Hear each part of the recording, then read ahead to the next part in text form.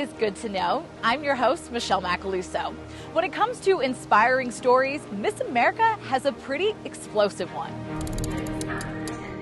Life has been a whirlwind for Camille Schrier, better known as Miss America. It's definitely a season of change. Big changes in just a year and a half, from being crowned Miss Virginia in June of 2019 to becoming Miss America 6 months later. Then COVID hit, and Miss America spending her 2020 term, like most of us, on Zoom.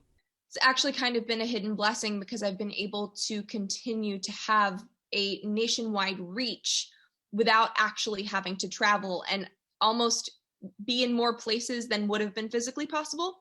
As part of her duties, the 25-year-old did close to 200 interviews. She used her platform to advocate for drug safety and substance abuse prevention. Camille took a 2-year break from VCU School of Pharmacy's doctoral program to pursue the coveted crown. During the Miss America pageant, she stunned on the national stage during the talent competition, performing a live science experiment. Her love of science started as a little girl, and she hopes these experiments on stage can attract kids, especially young girls. You can like pink and glitter, and you can also like science. It's a snippet of the kind of excitement that can come from learning about science. And it's something that I hope can engage them and motivate them to want to go back into their science classrooms and pay attention in a different way. Camille will be back in the classroom herself this fall at VCU to continue her studies. Because of COVID, she'll keep the crown just a little bit longer. I'll be more of a modified Miss America instead of serving in my full-time role like I had last year, just to give me the opportunity to go back to school. And while she's back in Richmond, she's not alone.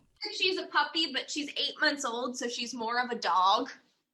Meet Camille's rescue puppy, a lab pit mix named Roxy, short for peroxide. A name no surprise for the girl who loves all things science. Camille will be on stage hopefully later this year to crown the next Miss America. It will be the organization's 100th anniversary.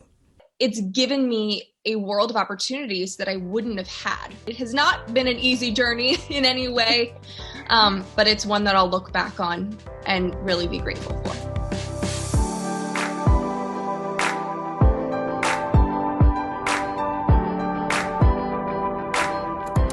A dad walking across the U.S. has a message for all of us. Love life.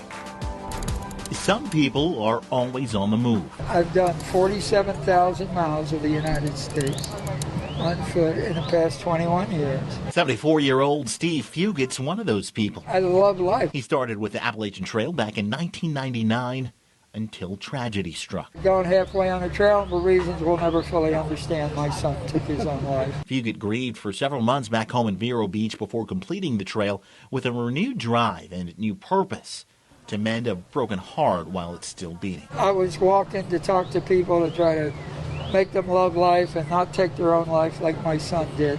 His walks continued past the Appalachian Trail to all across the U.S. 6 times over. While out in the wilderness, he recently found another inspiration for his travels, preserving the endangered Florida panther. And one of the most endangered in the whole world. I mean, that's something to think about. We caught up with him at one of his walks pit stops at the Palm Beach Zoo, where he met Sassy, the Florida panther. I start crying to get to see this one, and particularly one that has been saved, and it's going to spend her life out here, and it just touches my heart. This man literally started crying, had tears when he met her. He appreciates us and we appreciate him. The way Fugett sees it, panthers' lives are just as important as any other person's. His big heart resonated with zoo staff. He has so much love, even after the things he's been through in his life. Even through the pandemic, Fugett has made friends on the road, spreading his message of love and preservation in a time when we need it the most. From West Palm Beach to Clewiston, Naples, and beyond, Fugett's talking his talk. A part of me because it's an animal and I'm an animal. And walking his walk.